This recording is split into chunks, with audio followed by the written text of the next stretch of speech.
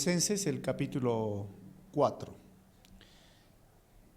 El versículo 2 dice lo siguiente: dedíquense a la oración, perseveren en ella con agradecimiento y al mismo tiempo intercedan por nosotros, a fin de que Dios nos abra las puertas para proclamar la palabra, el misterio de Cristo por el cual estoy preso. Oren para que yo lo anuncie con claridad como debo hacerlo. Vamos a orar. Te agradecemos, Señor, en esta noche por tu palabra, por todo aquello, Señor, que tú nos has dejado revelado. Este libro de Colosenses, Señor, hoy nos enseña cómo podemos nosotros actuar, poner en práctica aquello, Señor, que muchas veces nos olvidamos. Bendice este tiempo, que tu Santo Espíritu redarguye nuestros corazones y que uses mi vida como un instrumento en tus manos en esta noche. Te pido esto en tu nombre, Jesús. Amén.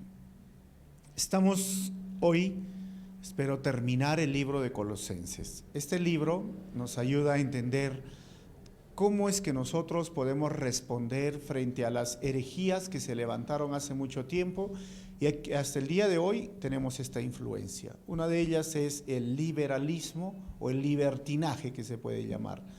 Ha entrado a la iglesia a través del gnosticismo. En este libro Pablo defiende, y no solo defiende, sino da argumentos de que nuestro cuerpo está ligado a nuestro espíritu. No hay una diferencia entre nuestro espíritu y nuestro cuerpo. Hay personas que viven de esta forma, ¿no? O sea, en mi vida espiritual yo puedo hacer cualquier cosa que realmente va a ser agradable al Señor, levantar mis manos, adorar, orar, pero en mi cuerpo es mi cuerpo. O sea, como es mi cuerpo, tengo derecho a hacer a veces cualquier cosa que no le agrada al Señor. Y Pablo dice, no es verdad. Estamos unidos, espíritu, alma, cuerpo, la parte material o inmaterial, somos uno solo. En Corintios, el capítulo 6, Pablo va a decir que somos templo del Espíritu Santo y que nuestro cuerpo aún ya no nos pertenece, le pertenece al Señor. Y como somos un cuerpo, dice que todo lo que es de Cristo, la plenitud de Cristo, habita en nosotros. Entonces somos más que simplemente espíritu, somos cuerpo, alma, espíritu. El otro error, porque este era un tipo de evangelio híbrido, era el legalismo. Y el legalismo a veces muchas personas lo entienden o lo malinterpretan a pensar de que si tú no estás de acuerdo con ellos, eres legalista.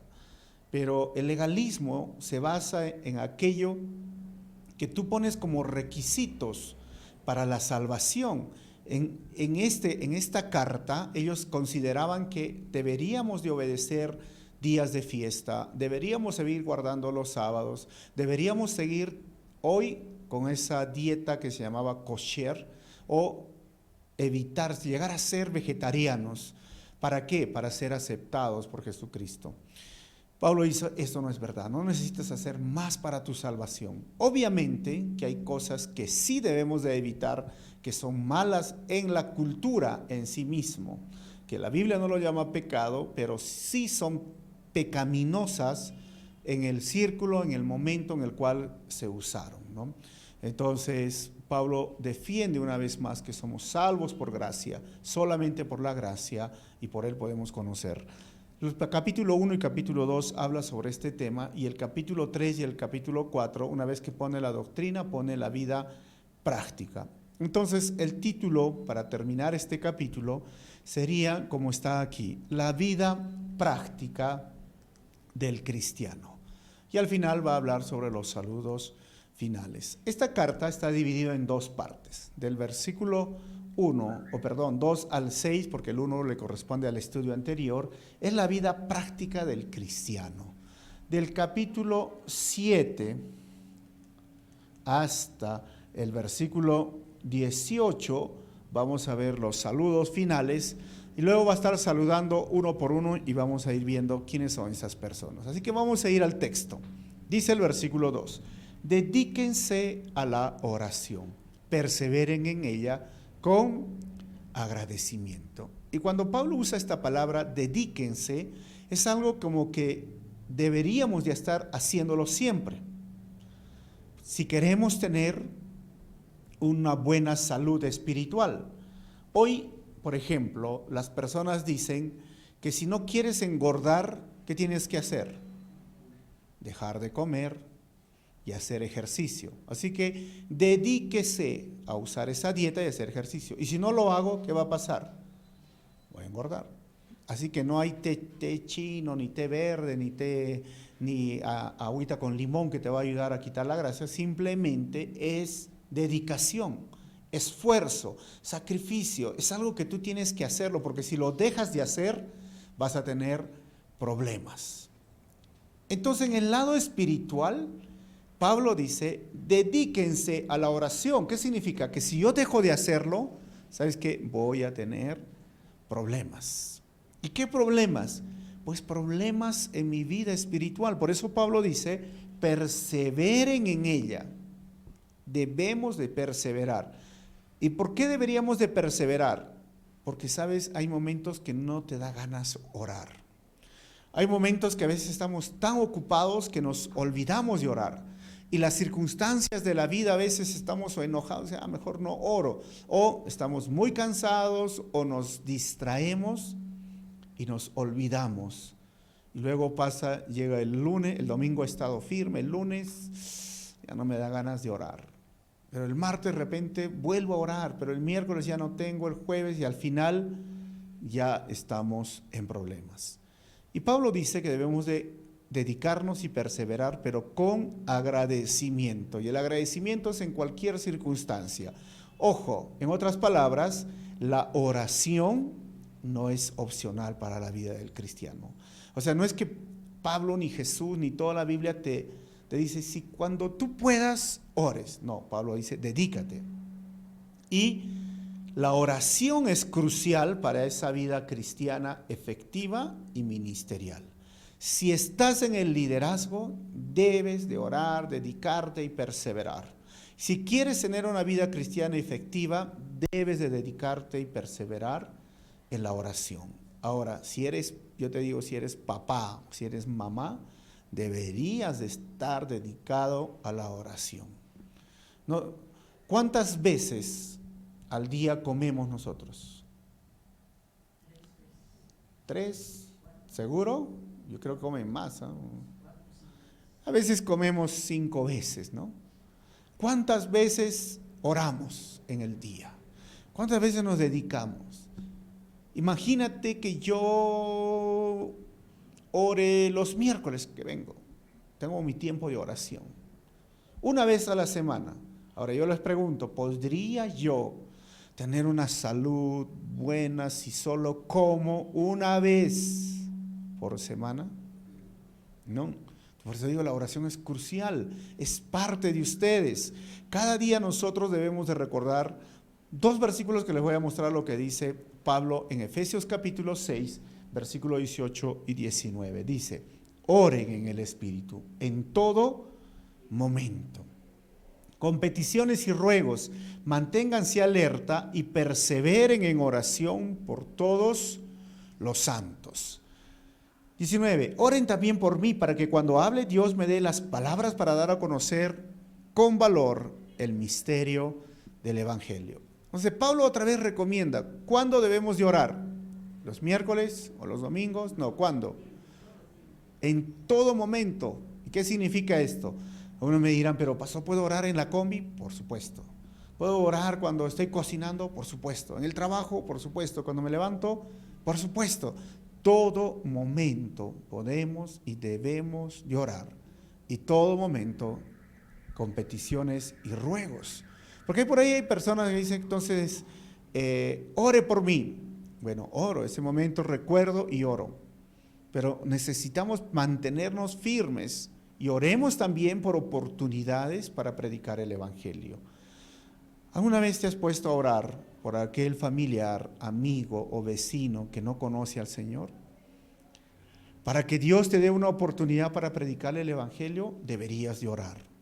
Si tú tienes ese cariño, ese afecto a ese familiar, a ese amigo, ora, dile, Señor, dame una oportunidad hoy día para hablar con mi papá, con mi mamá, con mi tío, no sé, ¿no? Con mi primo, con mi sobrino, con mi amigo, con mi amiga.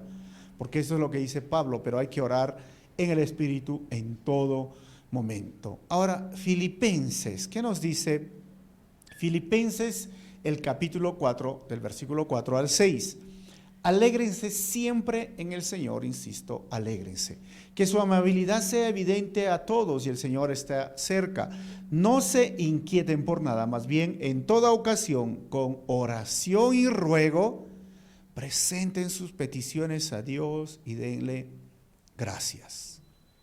Hermanos, Pablo dice, oren con agradecimiento, sí. Y ojo que yo estoy hablando Filipenses, estoy hablando Efesios, cartas que fueron escritas en una situación difícil para Pablo. Pero Pablo dice, alégrense y no se inquieten por nada. Cuando tú no oras, te gana todos los pensamientos negativos. Cuando tú no buscas a Dios, ¿sabes? Te frustras, te pones malhumorado, te pones preocupado y de forma excesiva, porque no estás descansando en el Señor en toda ocasión. ¿Vas a celebrar algo? Ora. ¿Vas a empezar mañana un trabajo? Ora. ¿Vas a viajar? Ora. O sea, mantente siempre en oración y ruego y presenta esas peticiones a Dios y dale gracias. ¿Pero por qué le voy a dar gracias? Porque sé que Dios escucha mis oraciones, porque sé que Dios en su debido tiempo responderá. No voy a darle gracias, a ver, si es que tú respondes Dios, yo te voy a dar gracias. No, Pablo dice, dale gracias. Él quiere escuchar tus peticiones. Él quiere escuchar de tu boca que realmente lo necesitas. Esa dependencia tiene que existir y Él está feliz cuando nosotros estamos rogando, pidiendo al Señor. Es como el papá. No sé, ustedes padres, a ver que están aquí, conocen a sus hijos y saben que le pasa algo y necesita algo y tú solo estás esperando que el hijo venga y te diga, mamá, papá, necesito esto. ¿Y tú cómo te sientes? Feliz, seguro, porque tú le vas a proveer, le vas a dar algo. Igual es Dios. Él sabe lo que necesitamos, pero quiere escuchar. Pero a la vez hay cosas que a veces nosotros le pedimos que están mal, porque no todo lo que nuestros hijos nos piden le damos, o sí le dan. Papá, necesito mi auto. O sea, ya, mañana mismo te lo compro. No, pues no puedo comprarte. Mamá, necesito, no puedo. Y Dios a veces nos dice así, no es bueno para ti, no te lo voy a dar. O a veces simplemente quiere ver que nosotros perseveremos, como dice Pablo, dice, persevera en la oración. A ver, ¿realmente estás dependiendo de mí? O Dios te lo da inmediatamente. Sea en cualquier circunstancia, dale gracias. Es tan crucial, hermanos, la oración que nuestro Señor Jesús nos enseñó. Él oraba y oraba y oraba, hacía mucho por las personas, pero llegaba un momento donde se iba y solo quería tener esa intimidad con el Padre. Pero ojo, ¿el Padre le dio siempre lo que Él quería? No. Muchas veces Él dijo, no sea mi voluntad, sino que sea tu voluntad. Y ahí es donde la oración, ¿por qué oramos? Oramos para que Dios haga su voluntad, no para que Dios haga mi voluntad. ¿Entienden? Es para que Dios haga su voluntad. Y Santiago varias veces nos dijo, ustedes no reciben porque piden mal. Y a veces piden solamente para sus caprichos o sus deleites. No estamos pensando en la voluntad de Dios. Y cuando termines de orar, siempre di esta frase, Señor, que se haga tu voluntad. Si es tu voluntad, dámelo. Si es tu voluntad, hazlo. Señor, te pedimos y te rogamos. Los apóstoles aprendieron de su Señor. En Hechos, nos cuentan una historia cuando Pedro y Juan estaban yendo al templo para orar. ¿Cuántos se acuerdan de esta historia? ¿Recuerdan? Dice que ellos subían en la mañana, en la tarde y en la noche. 3 veces al día estaban yendo al templo a orar y encontraron un hombre que estaba cojo, lisiado de nacimiento y recibió un milagro. Pero aparte del milagro, ellos tenían una vida en oración. ¿Qué hablar de Daniel, hermanos? Daniel oraba 3 veces al día. ¿Qué hablar de muchas otras personas en el Antiguo Testamento y en el Nuevo Testamento. O sea, todos andan en oración. Y por esto es que les digo, hermanos, que la iglesia no anda de pie, la iglesia anda de rodillas, avanza de rodillas. ¿Quieres ver tu vida transformada? Dedícate a la oración, persevera en la oración. ¿Quieres ver tu familia transformada, tus hijos siendo transformados? Dedícate a la oración y persevera en la oración. Aún quieres ver la iglesia transformada, dedícate a la oración, persevera en la oración. ¿Quieres ver la sociedad, el mundo cambiar? Dedícate a la oración. Hermanos, no podemos andar en nuestra vida cristiana sin oración. O sea, ese es el arma espiritual que el Señor nos ha dado y a veces es la más descuidada, porque pasan los días, como les dije al principio, y no tenemos tiempo para orar. Pasa el día y posponemos las cosas. Más tarde voy a orar, más tarde voy a orar y no oras. Así que, hermano, proponte hoy. Es algo serio, es vital, es tan importante que no puedes olvidarlo. ¿Quieres ver cambios, como te digo, en tu familia, en tu vida? Aquella persona que amas, ora. Y ora y dale gracias y ora con agradecimiento. Versículo 3. Y al mismo tiempo, dice Pablo, intercedan por nosotros a fin de que Dios nos abra las puertas para proclamar la palabra, el misterio de Cristo por el cual estoy preso. Entonces, acá hay una diferencia. Una cosa es orar y otra cosa es interceder. Orar es que yo oro por mí, lo que yo quiero. Interceder sería orar por aquellos que no conozco. Porque Pablo no conocía en persona a los de Colosas, pero le dice, oren por mí. ¿Y por qué podremos interceder hoy día?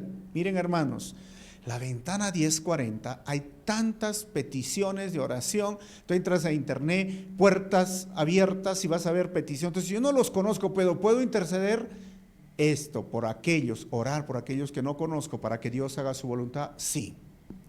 También podemos orar por las autoridades, porque las conocemos en la televisión, pero no sabemos lo que está pasando. Podemos interceder por cualquier otra iglesia, pastores, hermanos.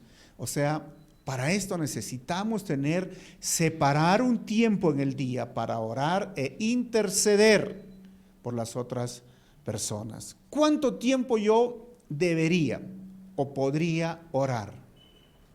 ¿Cuánto tiempo? En el día.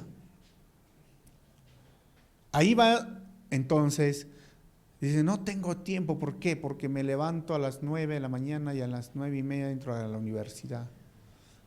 O levanto 8 y a las 8:30 tengo que ir al trabajo. Pues, ¿qué tienes que hacer? Hacerte de tiempo, porque es muy importante, porque es relevante. Entonces, yo tengo que organizar mi día, así como hago un horario. Yo tengo que tener un horario y decir, este tiempo, bueno, ahora de repente entro a la universidad a las 7, tengo que salir muy temprano, entonces regresando a las 10, a las 11, de 10 a 11 es mi tiempo devocional, mi tiempo de oración.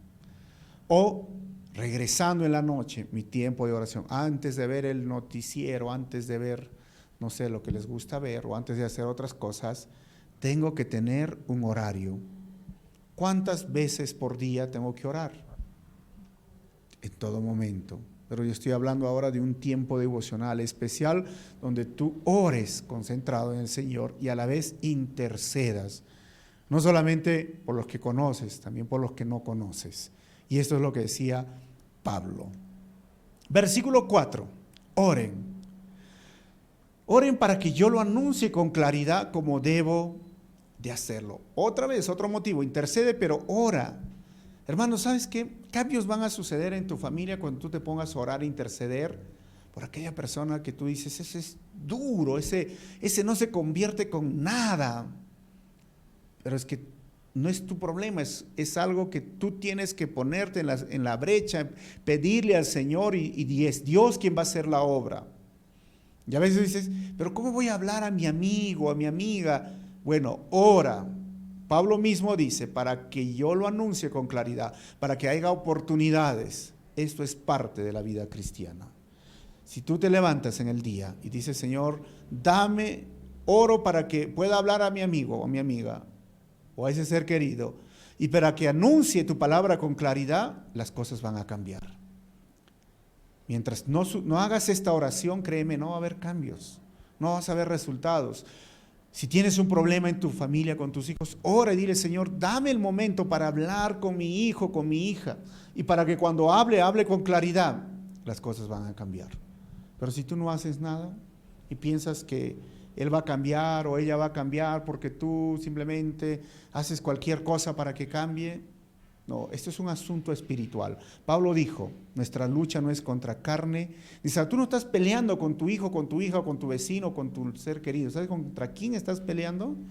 Contra seres espirituales, contra fuerzas de maldad, contra Satanás, que ha puesto una ceguera, una venda puesto en sus ojos y no puede ver la verdad. Porque tú le hablas y le hablas y le hablas y, como decimos, entra por un oído y ¿qué pasa? Sale por el otro. Estás, como decimos, gastando pólvora en gallinazos. Está bien hablar, está bien aconsejar, está bien comunicarnos, pero si quieres ver cambios en su vida, porque el cambio se produce adentro, no se produce afuera, ora, intercede, ora para que Dios te dé la oportunidad de hablar con esa persona, ora por la salvación y ora para que cuando hables de Jesucristo lo hagas con claridad. Un ejemplo más te voy a poner. Santiago dice, Elías era un hombre sujeto a pasiones igual que las nuestras, pero oró.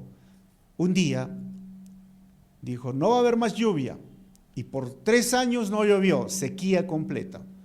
Y cuando el Señor le dio la palabra, dijo, ahora ora, para que venga la lluvia y Israel empiece a vivir.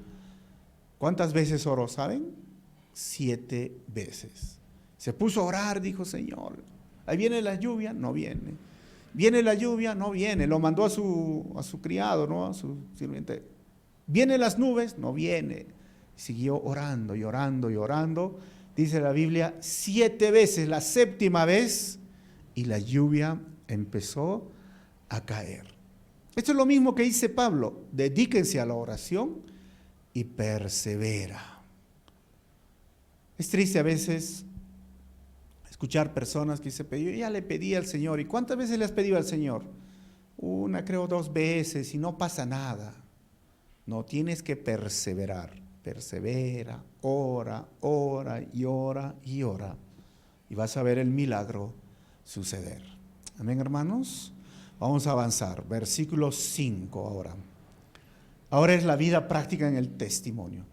Compórtense sabiamente con los que no creen en Cristo, aprovechando al máximo cada momento oportuno. Y ahí es donde Pablo dice, ora para oportunidades para hablar, pero para que hables con nitidez, con claridad.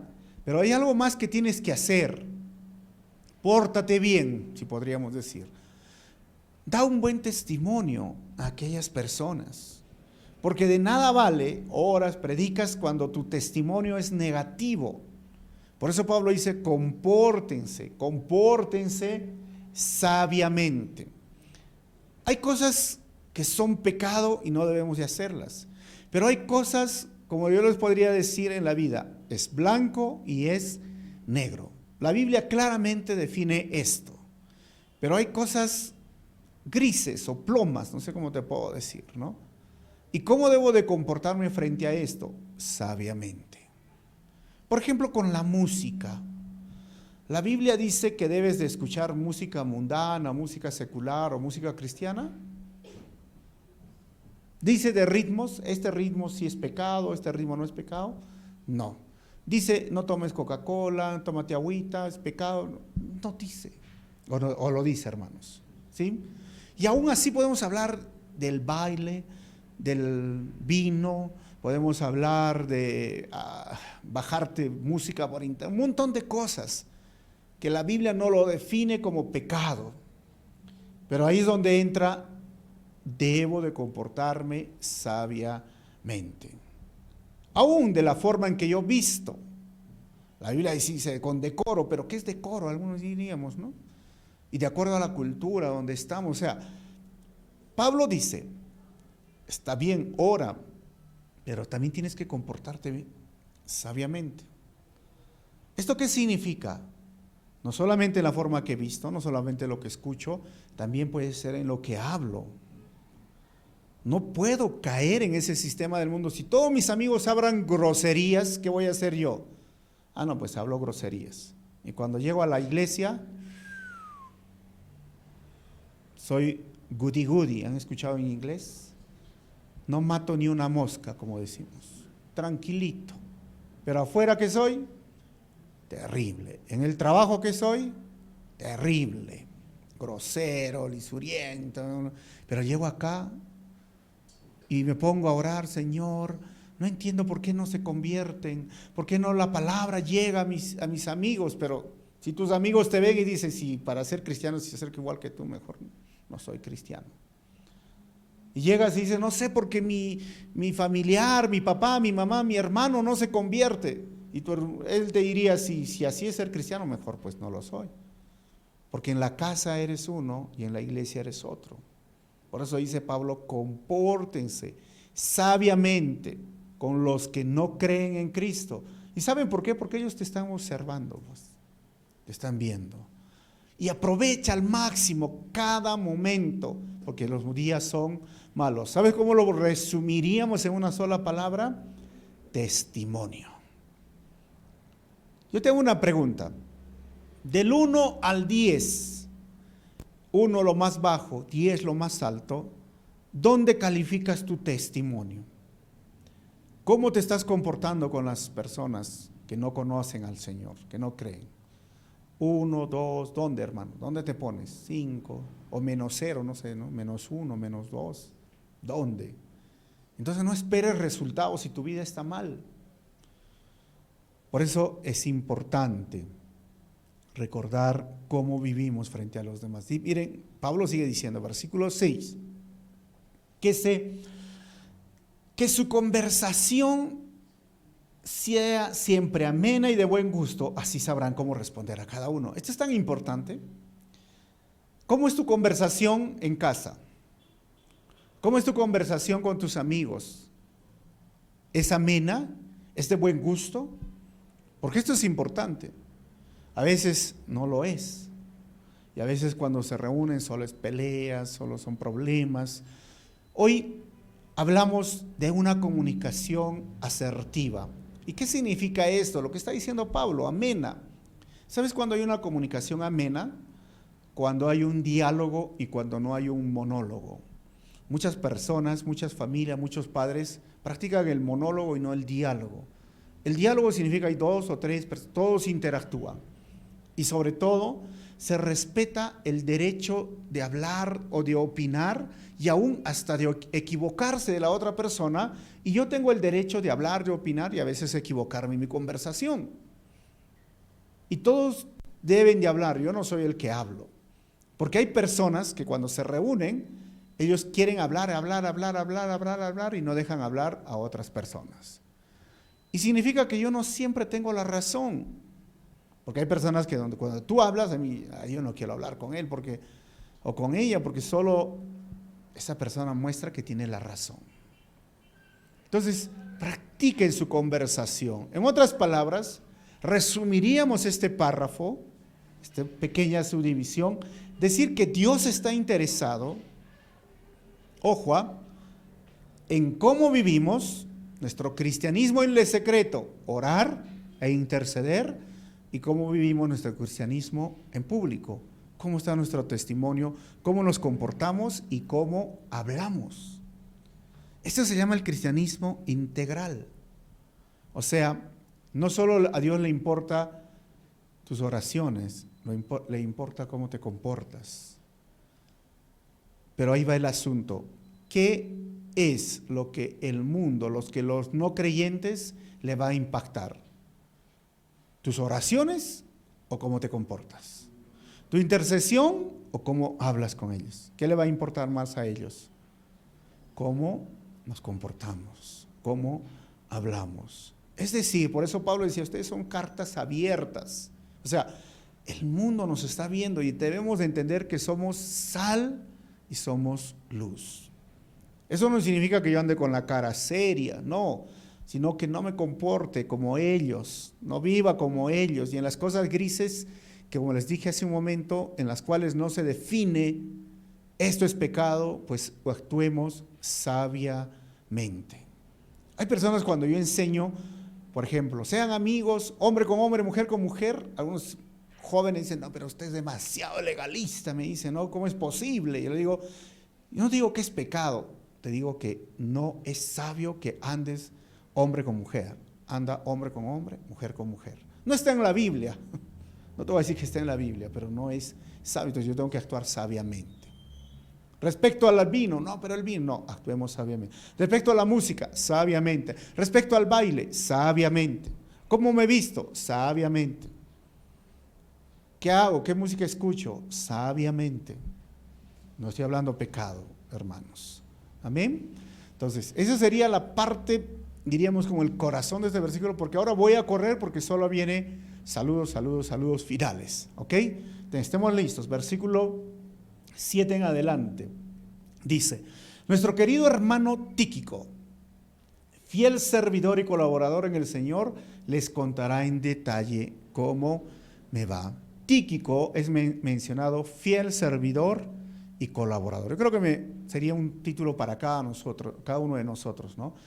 ¿Quién es Yanira, no? Fiel servidor y colaborador. ¿Quién es Diori, fiel servidor? O sea, es algo tan bonito. Pero ¿quién es Tíquico? Mire, Tíquico se menciona en Hechos capítulo 20, versículo 4, cuando estaba acompañando a Pablo de esa provincia de Romana Asia para llevar, ¿se acuerdan ustedes esas ofrendas? Había problemas en Jerusalén, los creyentes necesitados en Jerusalén y Judea, y él está llevando. Ahora, en Efesios 6, 21 y 22, también dice que Tíquico fue quien llevó estas cartas. Es decir, tenía un deber, y en este momento es llevar las cartas y era responsable. Eso debería ser un servidor. Por eso pedimos que sean responsables los servidores. Versículo 8. Lo envío a ustedes precisamente para que tengan noticias de nosotros y así cobren ánimo. Eso también es muy importante, ¿no? Sobre todo si estamos en la vida ministerial. ¿Cuáles son tus noticias? Y si sales al campo misionero o sales de la iglesia, ¿cuáles son tus noticias? ¿Quién lo va a decir? Pues Cristo. ¿Quién lo va a decir? Lo que está pasando de las cosas en tu viaje, en lo que estás haciendo, pues otras personas. Entonces tenemos que aprender a escribir cartas, a mantener el contacto.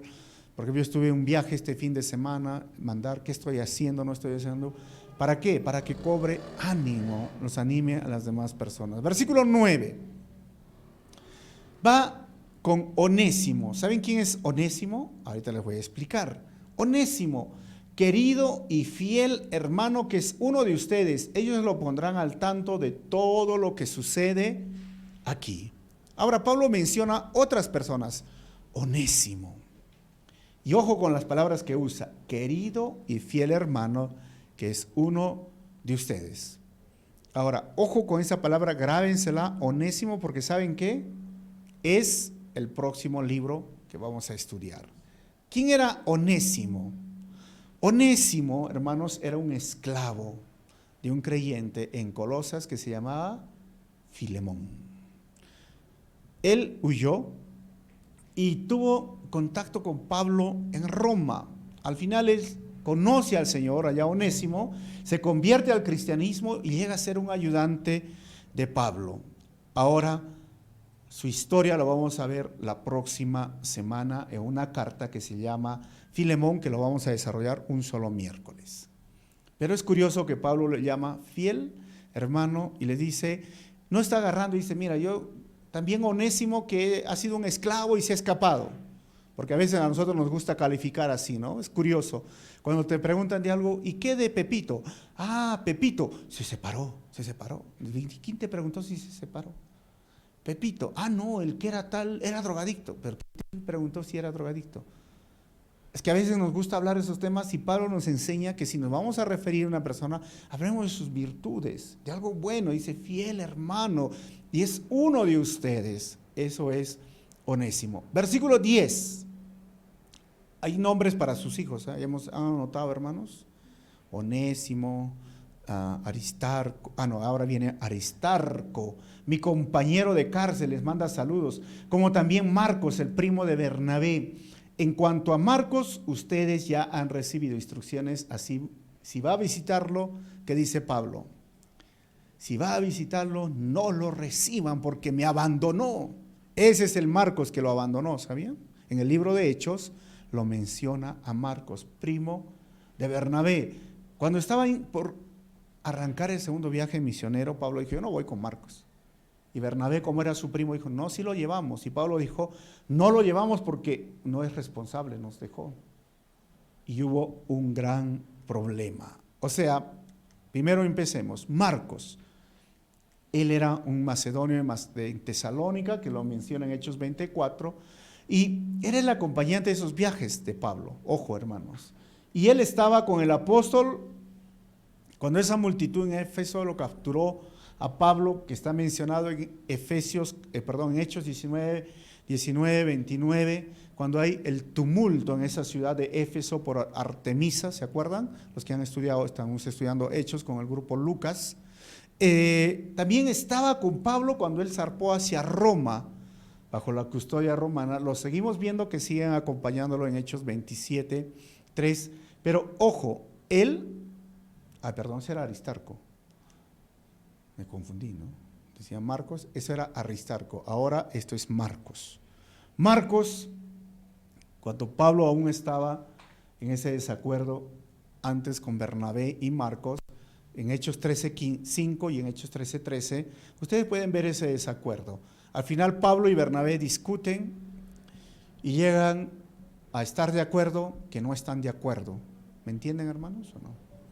Hay momentos con una persona que estás de acuerdo, que no estás de acuerdo, ¿no? Entonces, tú con tu lado, tú por tu camino y yo por mi camino. Los dos empezaron a servir al Señor y estuvieron en ese desacuerdo. El otro que mencioné era de Aristarco. Así que cuando él escribe esta carta, al parecer ya todo estaba solucionado y estaba en el pasado, lo cual nos indica que si en algún momento tenemos diferencias de opiniones en la iglesia, eso no significa para que mi amistad termine contigo, o si en algún momento estamos de acuerdo, que no estamos de acuerdo, eso no significa que debemos, ya nunca más te hablo, ¿no? Hablar y sobreponernos a esta situación basado en el amor y llegar a conciliar y estar tranquilos. Pablo nos enseña esto. Miren, se dice que este primo de Bernabé, Juan Marcos, fue en su casa donde se celebró la última cena. O sea, la mamá de Marcos era seguidora del Señor. Y ahí se celebró la última cena. Y se cuenta, cuando tú lees el libro de Marcos, habla de un joven, porque no lo habla en primera persona, y es un joven anónimo. Y muchos historiadores y intérpretes de la Biblia dicen que cuando el Señor le dice a Judas, porque él estaba como escuchaba a todo un joven, le dice, haz lo que tienes que hacer. Y el Señor se va al Getsemaní y luego ve que Judas regresa con todos los soldados judíos, la guardia judía, para apresar a Jesús. Y Marcos, así como estaba, porque dice que ellos dormían simplemente con un tipo de túnica delgada, no tuvo tiempo para vestirse porque quería advertir al Señor que lo estaban persiguiendo, que Judas lo estaba traicionando, así que se fue corriendo al jardín. Pero cuando llegó fue muy tarde, ya lo habían agarrado. Y él estaba observando, eso está en el libro de Marcos. Y en el libro de Marcos dice, los soldados vieron a un joven estaba allí y lo quisieron apresar y salió huyendo desnudo. ¿Quién fue ese joven? La gran mayoría de comentaristas dice que fue Marcos, primo de Bernabé, que ahora Pablo lo saluda y está con él. Versículo 11. También lo saluda Jesús, no es el Jesús, nuestro Señor Jesús, sino dice Pablo, llamado el justo, Estos son los únicos judíos que colaboraron conmigo en pro del reino de Dios y me ha sido de mucho consuelo. Hace esa diferencia porque los demás que eran gentiles y en cambio este judío los ayuda. Versículo 12. Les manda saludos Epafras. ¿Quién era Epafras, hermanos? Epafras fue el que empezó esta iglesia en Colosas, en Laodicea y en Hierápolis. Entonces, que es uno de ustedes. Este siervo de Cristo Jesús está siempre luchando en oración por ustedes para que plenamente convencidos se mantengan firmes, cumpliendo en todo la voluntad de Dios. Ahí se ve el corazón de siervo de Epafras, siempre luchando. ¿Cómo? ¿Cómo está luchando Epafras? En oración. Hermano, ¿quieres ganar tus batallas? Otra vuelta regresamos a lo mismo. Ora, dobla tus rodillas. ¿Quieres ganar tus discusiones y perder amistad o perder a tus hijos? Bueno, usa tus palabras, pero ¿quieres ganar realmente tus batallas espirituales? Lucha en oración. Ora, dobla tus rodillas, para que plenamente convencidos se mantengan firmes. Eso es lo que decía Epafras. Oro, Señor, no solamente para que tomen su decisión, sino para que terminen su carrera. Si tú eres papá o mamá, lucha en oración. Y no pienses que si ya conoció al Señor, ya tomó su decisión, ahora ya está libre, Señor Jesucito, gracias, y bajo la guardia y ya no oro. Porque recuerda, no es como nosotros empezamos la carrera cristiana, es como la terminamos. Hay mucho por vivir, hay mucho por transitar, hay mucho por caminar, hay muchos lugares donde el Señor te va a llevar. Quizás un día te lleve al desierto y necesitas orar. Y tus hijos quizás estén en su desierto, necesitas orar. Ora, hermanos, para que se mantengan firmes. Versículo 13. Dice Pablo, a mí me consta que Él se preocupa mucho por ustedes y por los que están en la Odisea. ¿Y dónde? Hierápolis, 3 iglesias que Él plantó. Y como Epafras plantó esta iglesia y como Epafras era como el pastor, se preocupa mucho por ustedes. Esto es fundamental en la vida del pastor, ¿sabían? La preocupación. Nos preocupamos por todos ustedes, hermanos, ¿no? Y más que todo, si nos cuentan sus problemas. Ustedes salen aliviados. ¿Y quién se lleva la carga? Yo me pongo ustedes vienen con su mochila y me dejan su mochila. Y ustedes salen, feliz, gracias, pastor. Después viene otro hermano, me deja su otra mochila. Y me deja otra mochila. ¿Y con cuántas mochilas voy andando, hermanos? Pero bueno sería, ¿no? Que agarrado estas mochilas y yo me las quito y por el poder no sé de quién me las tiro. No puedo ser así, pues, hermano. Yo tengo también que aprender a confiar en el Señor. A pesar de que no dejamos de preocuparnos por los hermanos, yo tengo que aprender a dejar mis cargas al Señor. Requisito para los líderes, para los que quieren ser pastores, aprende a dejar tus cargas en la cruz de Cristo. Aprende. Es la iglesia del Señor. No es mi iglesia, es la iglesia del Señor. Y ustedes son las ovejas y simplemente estoy para ayudar y cuidar y proteger y sé que el Señor nos va guiando. Pero la preocupación es natural, ¿no? ¿Quién dice que es estresante ser pastor? ¿Han visto lo que publico, no? Tengo 15 años, hermano. No, 15 años. Versículo 14, vamos a terminar pronto. Los saludan Lucas, el querido médico, y Demas. Es interesante que Pablo menciona a Lucas. Ese es su equipo de trabajo, ojo, hermanos. Lucas era un médico y a la vez era el escritor del Evangelio de Lucas y del libro de Hechos. Por eso si tú lees Lucas, deberías leer Hechos, dirigido una carta a Teófilo. Lucas no fue apóstol de Jesucristo y de los 4 evangelios solo son 2 que fueron apóstoles de Jesucristo, Mateo y Juan.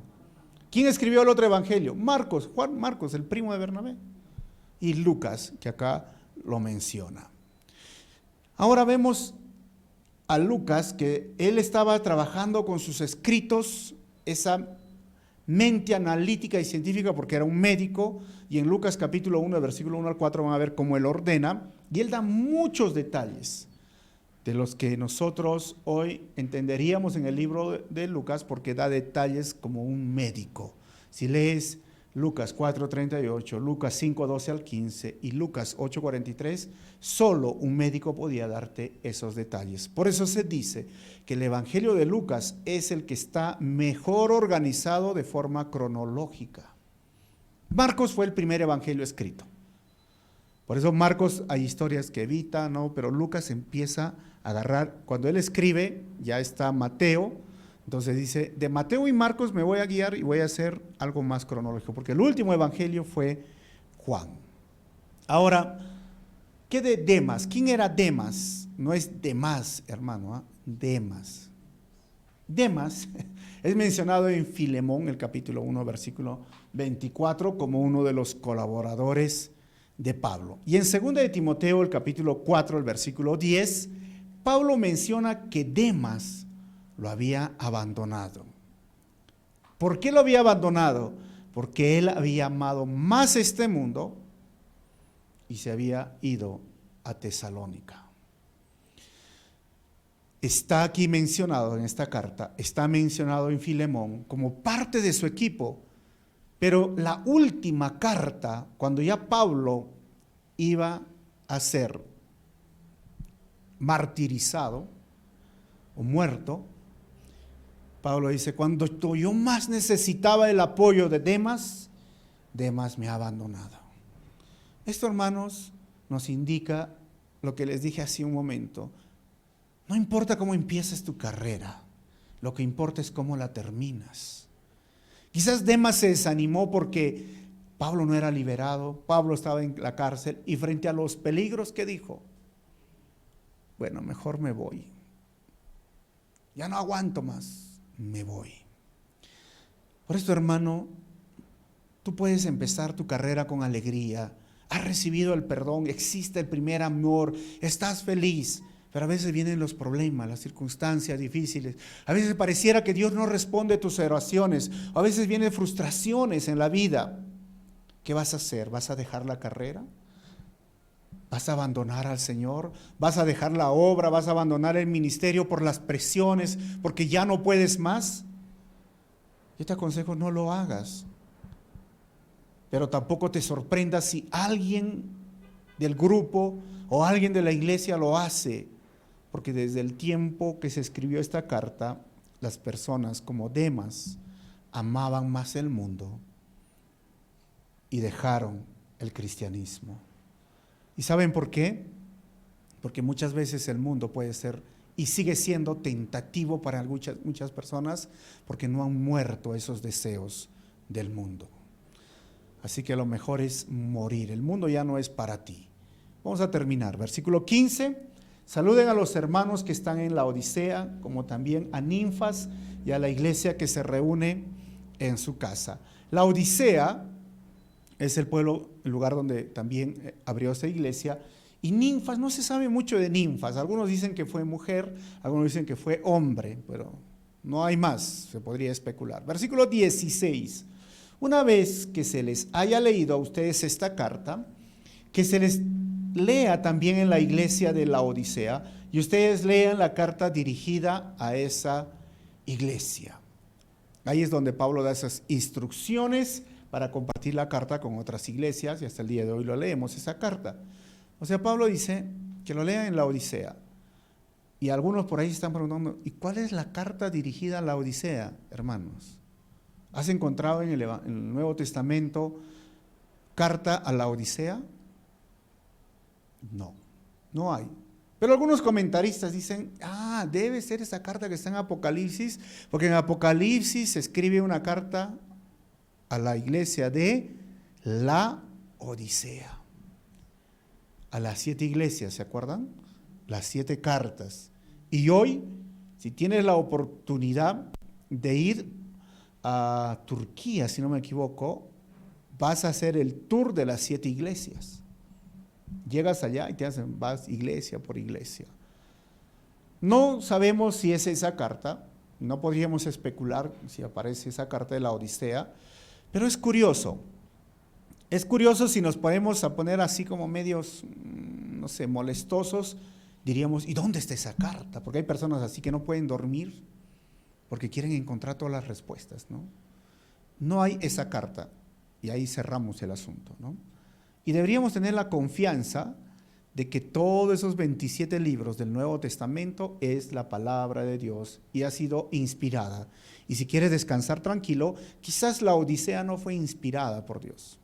No todas las cartas que Pablo escribió fueron inspiradas por Dios, ¿no? Entonces tenemos Colosas 17. Díganle a Arquipos, otro nombre para si va a venir un hijo, Arquipo le puedes poner, ¿no? Nombre cristiano. Que se ocupe de la tarea que recibió en el Señor y que la lleve a cabo. Este es el mensaje especial para Arquipo. Aunque no se menciona mucho de Arquipo, pero hay algo curioso. Pablo dice que se ocupe de la tarea que recibió en el Señor. Muchas veces nosotros sabemos y sentimos en nuestro corazón que Dios nos ha delegado una tarea. En un momento, como dice Pablo en Filipenses, Dios obra en el querer como en el hacer. Y si tú has querido hacer algo por la obra del Señor, es porque Dios lo estaba poniendo ahí. Y yo te pregunto, ¿estás llevando a cabo la tarea que tú has recibido del Señor? ¿Estás cumpliéndolo ahora? Y si no lo estás cumpliendo, recibe como un encargo del Señor. Llévalo a cabo. ¿Qué esperas por no llevar a cabo aquello que Dios ha puesto en tu corazón? Porque si lo ha puesto es porque el Señor quiere que lo hagas y te va a dar los recursos para que tú lo hagas. Versículo 18. Yo, ahí el cierre de la carta. Yo, Pablo, escribo este saludo de mi puño y letra. Recuerden que estoy preso, que la gracia sea con ustedes. Todo cerrado, puño y letra, y Pablo les dice algo. Si yo estoy luchando, estoy orando, estoy agradecido al Señor, pero recuerden que estoy preso. Esto no es normal, ¿verdad? Cuando estamos tristes, ¿qué hacemos? ¿Nos reímos, hermanos? Ja, ja, ja. Cuando te roban, ¿qué dices? Ja, ja, ja, me robaron.